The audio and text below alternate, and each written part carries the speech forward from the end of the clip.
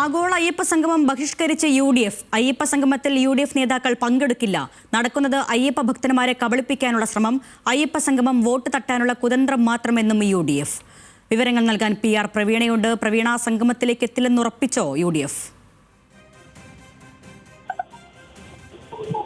ആഗോള അയ്യപ്പ സംഗമത്തിൽ പങ്കെടുക്കേണ്ട എന്നുള്ളതാണ് UDFന്റെ തീരുമാനം. നേരത്തെ ആ തീരുമാനം എടുത്തിരുന്നു. പക്ഷേ അത് പരസ്യമായി പറയാതെ അതിൽ പങ്കെടുക്കണമോ വേണ്ടയോ എന്നുള്ള കാര്യം പിന്നീട് വ്യക്തമാക്കാമെന്നായിരുന്നു പറഞ്ഞത്. പക്ഷേ രണ്ട് ചോദ്യങ്ങളാണ് UDF ചോദിച്ചത്. അതിലൊന്ന്, സ്ത്രീ പ്രവേശനവുമായി ബന്ധപ്പെട്ട് നൽകിയ സത്യവാങ്മൂലം പിൻവലിക്കാതെ ഈ പരിപാടിയിൽ പങ്കെടുക്കേണ്ടതില്ല. അതിൽ നിലപാട് എന്താണ് എന്ന് ചോദിച്ചിരുന്നു. അതിന് മറുപടി കിട്ടിയിട്ടില്ല. രണ്ടാമത്തേത്, അയ്യപ്പ സംഗമവുമായി ഈ ശബരിമലയിലെ വിഷയവുമായി ബന്ധപ്പെട്ട്, യുവതീ പ്രവേശനവുമായി ബന്ധപ്പെട്ട് നാമജപ ഘോഷയാത്ര സംഘടിപ്പിച്ചവർക്കെതിരെ എടുത്ത കേസുകൾ പിൻവലിക്കൂ എന്നുള്ളതായിരുന്നു. ഇത് രണ്ടും പിന്നീട് പറയാമെന്നുള്ളതായിരുന്നു സർക്കാരിന്റെ നിലപാട്.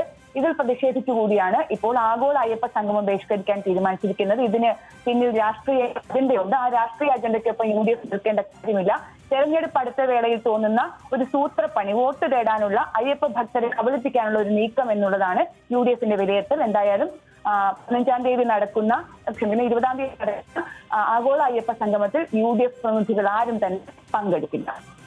ശരി, PR പ്രവീണയാണ് വിവരങ്ങൾ നൽകിയത്. ആഗോള അയ്യപ്പ സംഗമം ബഹിഷ്കരിക്കാനുള്ള തീരുമാനത്തിലേക്ക് എത്തിയിരിക്കുന്ന UDF നേതാക്കൾ.